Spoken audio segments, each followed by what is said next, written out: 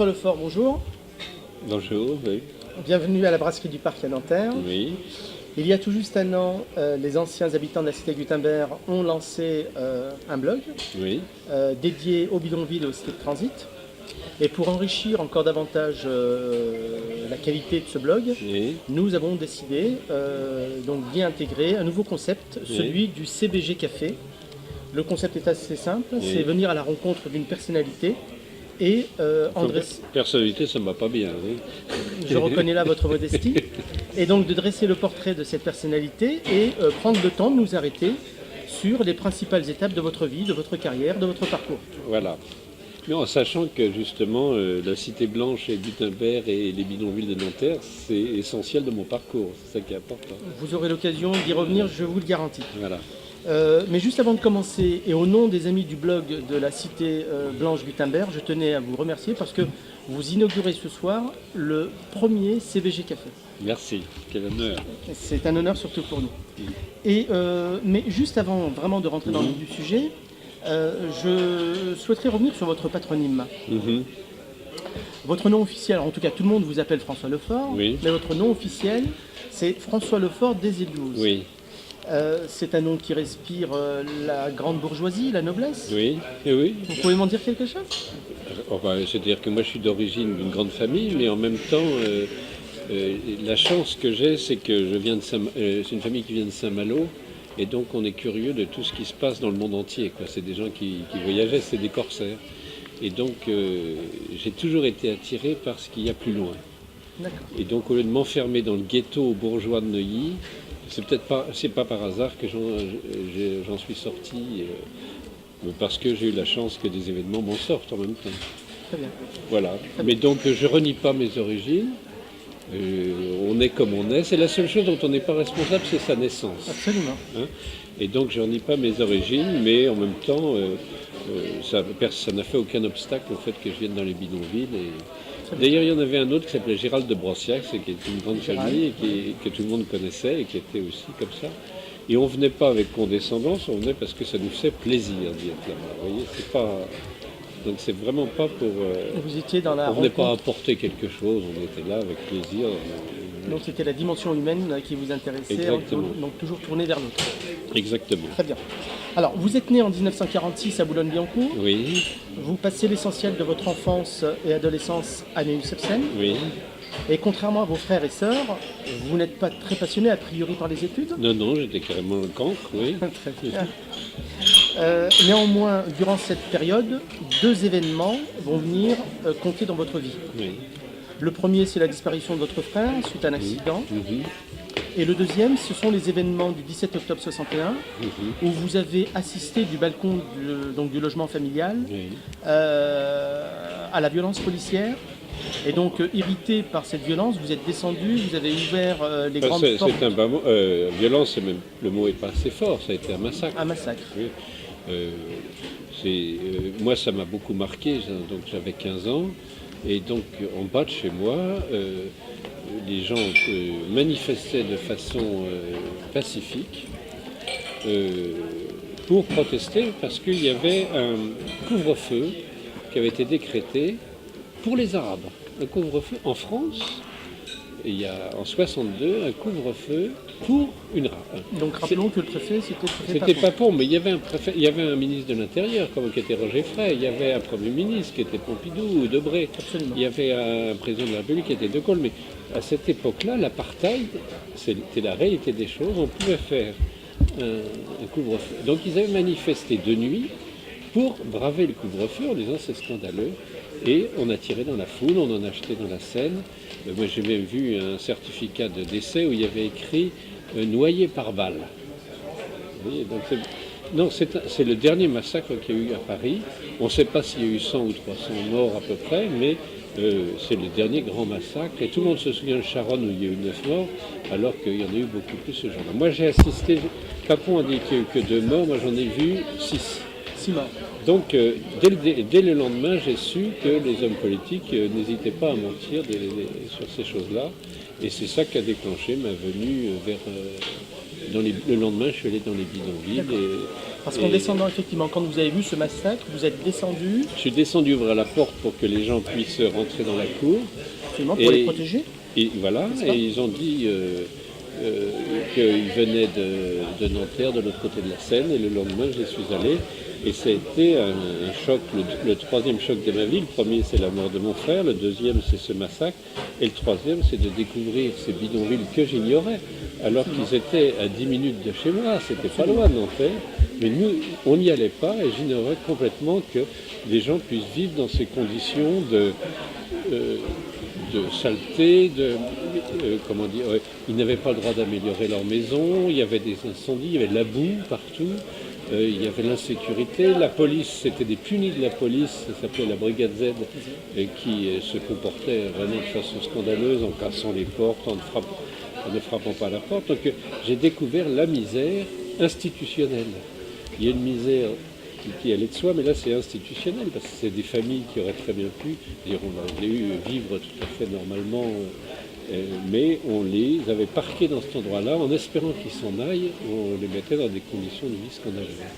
Et donc c'est à travers cet événement du 17 octobre 61 que vous avez ensuite noué des contacts qui vous ont permis donc de pénétrer dans les bidonvilles. Voilà, et là comme j'étais petit, j'avais 15 ans, oui, c'est ça. C'est-à-dire si j'avais eu 40 ans, je pense qu'on aurait hésité.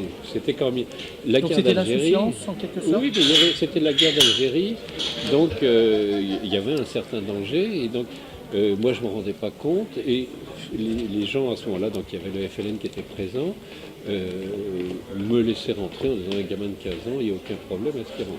Et j'ai été très bien accueilli, jamais eu d'ennui, il n'y avait aucune délinquance, je venais avec mon vélo, je n'avais pas d'antivol, et on ne me piquait pas, et je le retrouvais le soir. Donc il n'y avait vraiment aucun problème à ce niveau-là. Par contre, j'ai eu un problème assez grave, c'est que quelques mois après, j'ai reçu une lettre condamnation à mort de l'OAS. J'ai pas tellement cru que ce soit vrai. Il y en a eu, ils en avaient envoyé plusieurs, et une personne à Neuilly, un banquier, avait reçu la même lettre que la mienne et a été flingué. Il a été tué dans les années 62 comme ça. Donc le simple fait d'avoir des amis maghrébins dans les années 62, on ne se rend pas compte, notre génération ne se rend pas compte de la violence que ça peut être entre les années 58, 62. Enfin, c'était terrible. À tous les niveaux. Alors, vaut peut-être mieux qu'on n'en parle pas trop encore, mais l'histoire, il faudra en parler aussi. Je crois qu'à un moment, il va falloir effectivement qu'on dise clairement un petit peu les choses, comme on a oublié, les Français ont oublié quelque chose à un moment, mais maintenant il faut en reparler. Et maintenant qu'il y a les derniers témoins qui sont encore vivants, c'est maintenant qu'il faut les interroger là-dessus.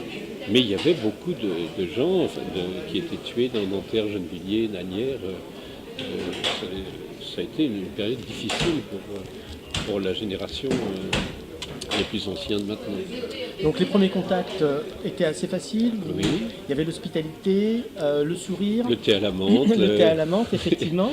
Et puis alors le gros problème qu'il y avait, c'est que les émigrés, on appelait ça les émigrés à ce moment-là, qui étaient étrangers, n'avaient pas le droit d'avoir d'association.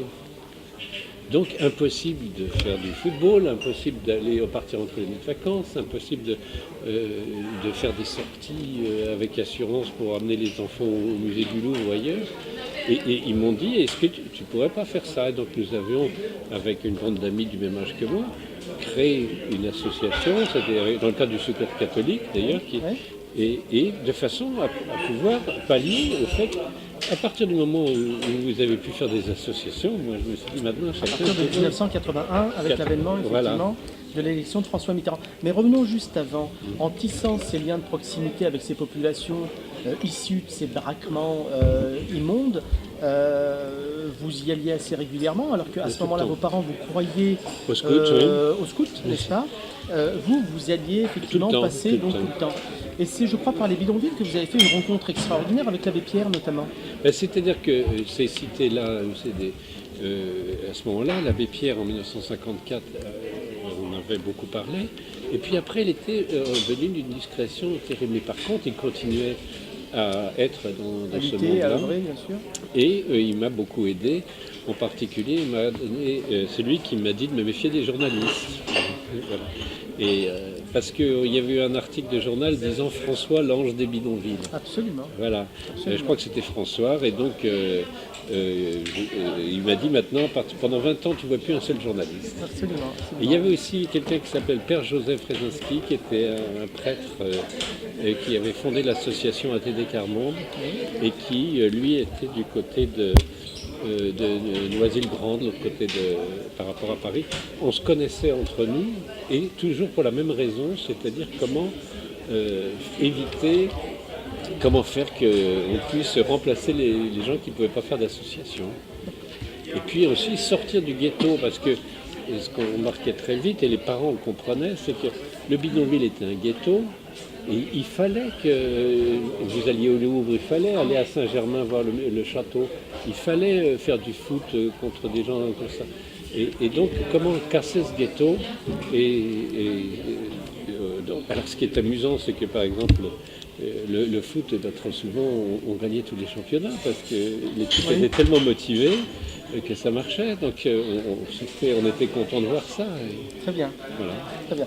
Donc, après l'étape donc des bidonvilles et la rencontre avec l'abbé Pierre, vous gagnez un peu en âge, et quelques années plus tard, vous rentrez à la fac de Nanterre.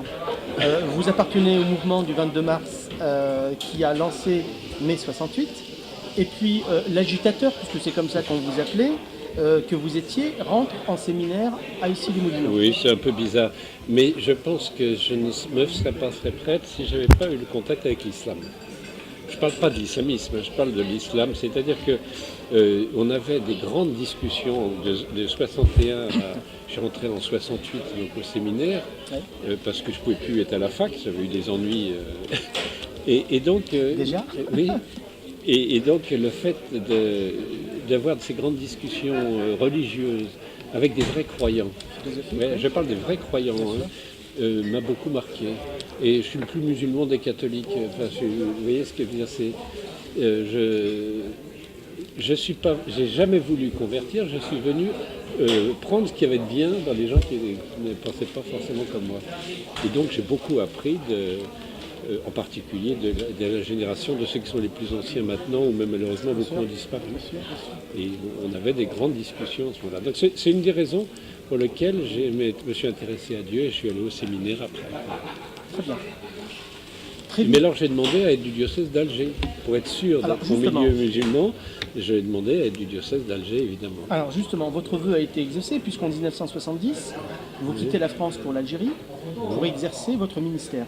Je n'étais pas prêtre encore à ce moment-là. D'accord, vous serez ordonné prêtre en 1976 par le cardinal Duval, qui est, n'est-ce pas? Certains appelaient Mohamed Duval. Voilà, donc vous y restez en 2 temps pour une durée globale de 12 ans à peu près, je crois. Non, ce qui s'est arrivé, c'est que j'ai été directeur d'école avec quelqu'un qui s'appelle le père Scotto. Vous faisiez de l'alphabétisation, du rattrapage scolaire oui, non, mais le certificat... Et donc j'étais directeur d'école et ça m'a beaucoup plu, mais mon école a été arabisée et moi je n'ai que le certificat. Donc j'ai toujours eu envie de faire médecine et je me suis lancé dans la médecine en Algérie. Et vous en sortez diplômé en 1982 J'ai mon doctorat en 1982 et j'ai voulu faire une spécialité de médecine justement tropicale. Enfin, et c'est à ce moment-là que je viens à Paris pour passer ce diplôme de médecine. Et alors, nouvel événement, comme il y a eu l'événement du 7 octobre, nouvel événement, c'est la mort d'Abdelbi dans mes bras pratiquement. Absolument. À ce moment-là, et qui a encore changé la direction de ma vie. Je n'ai pas pu faire la spécialité médicale que j'avais prévue, et au contraire, ça a amené des conséquences. Je suis rentré dans le cabinet du ministre et on y revient. J'étais chargé de détruire les bidonvilles et les cités de transit. On y revient justement, donc vous avez un double engagement, à la fois religieux, donc de religion et de médecine, additionné à votre parfaite connaissance de l'arabe. En parfaite, non. En tout cas, j'ai mon certificat d'études. Moi, je me souviens que vous discutiez très facilement avec les mamans qui n'avaient aucune notion de français. Donc ça veut dire que vous le parliez très bien. Mais là aussi, encore une fois, je reconnais votre modestie. Et donc, tous ces éléments à la fois religieux, médicaux et de la connaissance et de la maîtrise de la langue arabe vous conduisent à occuper le poste de chargé de mission. Tout d'abord auprès de François Autain, secrétaire d'État chargé aux immigrés, puis auprès de Georgina Dufoy. C'est-à-dire que ça s'est passé comme ça. Lorsque Abdenvi a été d'abord blessé et puis il est mort 3 semaines après, j'étais très en colère comme tout le monde, voilà. J'étais très en colère et j'ai demandé, moi j'ai tous les culots. C'est ça que donne aussi le fait de s'appeler le Fort des Îlots, c'est qu'on a tous les culots. Et je suis allé voir le ministre en disant je veux vous voir, et donc il m'a reçu. Et j'ai dit c'est pas possible de laisser les gens dans des bidonvilles et dans des cités de transit, mais c'était pas des transits puisque ça fait 20 ans que ça existait. Et donc il m'a dit revenez la semaine prochaine, je vous renverrai la personne spécialiste de la question. Je suis revenu la semaine prochaine, il m'a dit il n'y a personne, est-ce que vous voulez le faire? Très bien. Et donc c'est comme ça que je me suis retrouvé. Et donc c'est comme ça que vous avez accepté le poste de chargé de mission que vous avez exercé entre 82 et 84. Voilà, et c'est pas commun pour un prêtre d'être chargé de mission mais parce que vous aviez les outils qui vous permettaient effectivement d'avoir la compétence de pouvoir le faire. Voilà. Ce rôle facilitateur en quelque sorte. Avec les populations qui vous connaissaient très bien, et qui vous appréciaient très bien. Tout à l'heure, vous disiez, vous étiez le premier musulman. Je suis le plus musulman des catholiques. Ou le plus musulman des catholiques. Je peux vous dire que la plupart des mamans, quand on vivait dans ces cités, nous disaient il est français, mais il mérite le paradis. Donc, ben voilà, ça va, alors je suis tranquille. Donc c'est un rapprochement, effectivement. Et donc, au bout de 2 ans de mission, vous claquez la porte du ministère. Ben, c'est-à-dire que le gouvernement maurois avait promis de détruire les bidonvilles en 2 ans. Et lorsque j'ai appris qu'on allait passer une 3e année et un 3e hiver dans les bidonvilles, fin 84. Voilà, je me suis dit, on ne tient pas les promesses. Donc j'ai claqué la porte violemment. Il y a des journaux qui en ont fait la une, d'ailleurs, un certain nombre même d'hebdomadaires en ont fait la une, en disant c'est scandaleux, on a promis que les bidonvilles et les cités de transit seraient détruits, parce que le problème était politique. Les mairies de droite comme de gauche ne voulaient pas recevoir les gens de Nanterre. Et or, tous les parents disaient, nous, ce qu'on veut, c'est être dispersés. Ils ne voulaient pas rester en ghetto. Le ghetto est toujours une catastrophe. Et alors, j'allais voir les maires et alors je disais, écoutez, vous prenez tant de familles. Ah ben, c'est du chantage. Ah oui, je leur disais, oui, c'est du chantage. Mais on pouvait le faire. Mais alors, un certain nombre de maires réussissaient, et donc en rendant public ma démission et en expliquant que c'est possible de détruire tous les bidonvilles de France, parce que c'était pareil à Marseille. En 3 semaines, ça a été fait. Et donc, j'ai été beaucoup plus utile en arrêtant de travailler qu'en travaillant. Absolument, puisque la dernière cité de transit qui a été rasée à Nanterre, février 85. C'était en février 85, notamment la cité Gutenberg. Parce qu'il y avait eu quand même l'incendie des côtes d'Auty, où il y avait eu 2 personnes qui étaient mortes dans l'incendie. Il y avait eu. Et d'ailleurs, les autorités préfectorales se sont cachées derrière cet argument pour dire qu'on a pris du retard parce qu'il y a eu l'incendie effectivement de la côte d'Auty. Mais il y a eu des incendies, par exemple, dans les bidonvilles ou ailleurs. Il y a eu beaucoup de morts, on l'oublie ça quand même, que les bidonvilles et les cités de transit, c'était pas uniquement du mauvais logement, c'était carrément, ça brûlait, il y avait des incendies, il y avait par les matériaux, il y avait des morts. Et vous en avez vécu en 66, je crois. Alors en 66, c'est le bidonville de la Folie qui est mort, il y avait Mohamed Abdallah et des Mabrouki qui habitaient là, et Farid. Et ils étaient 3 enfants de moins de 5 ans, ils sont morts tous les 3 brûlés vifs. Le père d'ailleurs a voulu sauter dans le feu pour essayer d'aller les chercher, on les a retenus. Et non, il y a des gens dans l'administration qui à l'époque avaient du sang sur les mains, c'est-à-dire qu'en refusant par exemple qu'il y ait des pompes à incendie à côté des bidonvilles, parce que ça serait reconnaître l'existence du bidonville, c'était quelque chose qui mériterait de passer au tribunal pénal international. Absolument. Et c'était une manière également peut-être de cautionner, comme vous disiez, et de droite et de gauche, c'est là où c'est vraiment...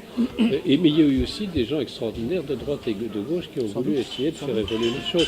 Tous les politiques n'ont pas été pourris dans cette affaire-là, et j'ai été très aidé par certains.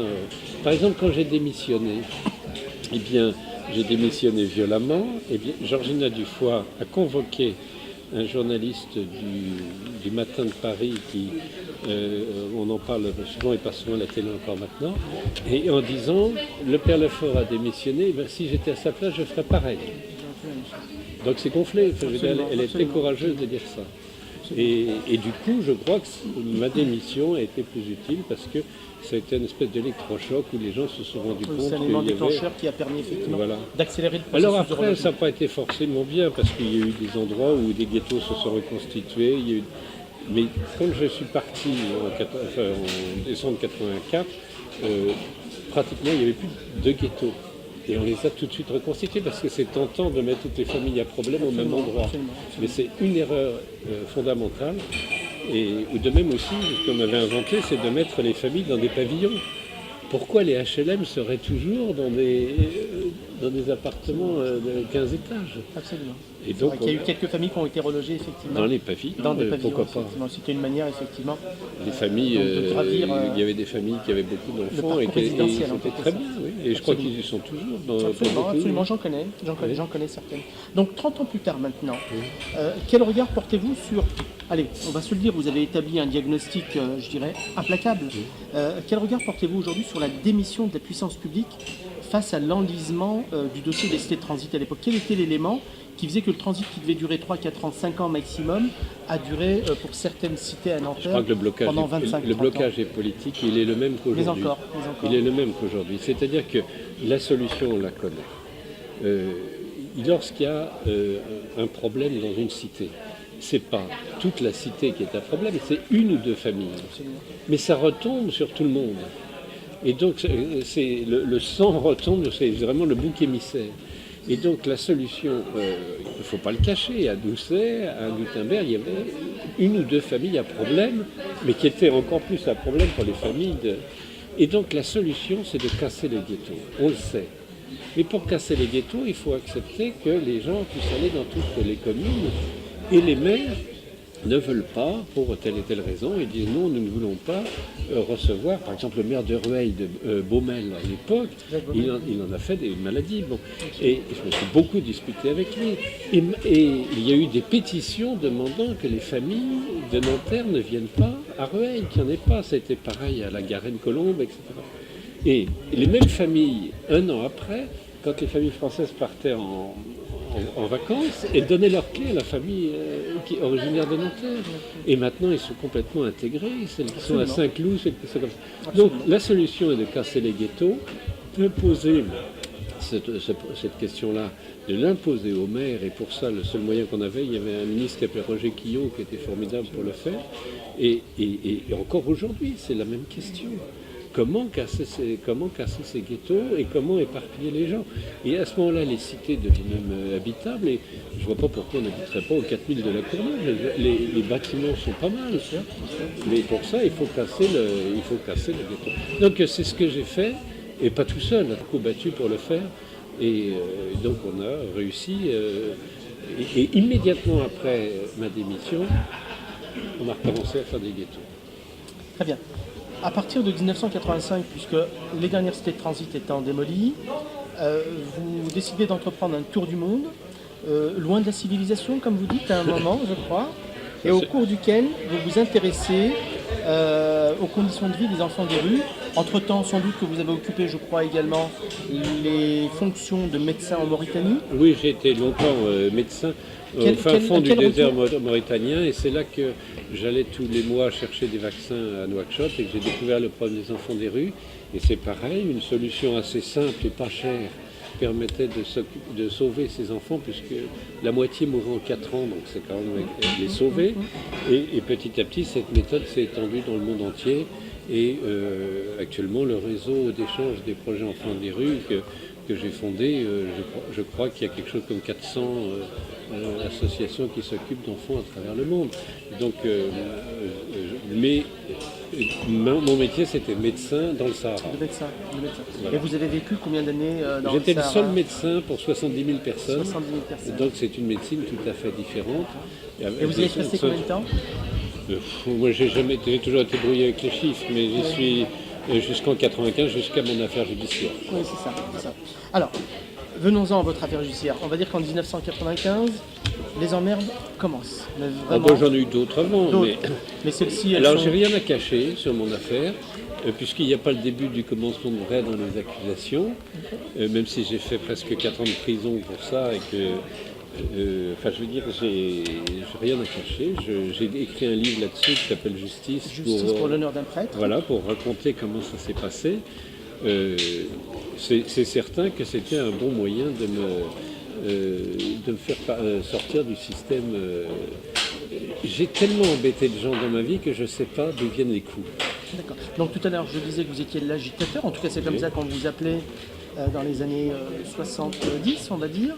Et puis vers 95, vous étiez plutôt l'emmerdeur, en quelque sorte. Il y a un proverbe arabe qui dit « Si ton ami dit la vérité, achète-lui un cheval rapide pour qu'il s'en aille le plus loin possible. » Très bien. Donc en écrivant ce livre, est-ce que c'était pour vous une manière de vous soulager, une manière de retrouver la bonne conscience, c'était une thérapie, puisque vous dites à un moment dans votre phrase, et c'est celle qui m'a marqué, qu'il est possible de prouver son innocence. On peut prouver ce qui existe, mais on ne peut pas prouver qu'un crime n'existe pas. Je ne peux pas prouver que je suis innocent, on ne peut pas le prouver, je le sais.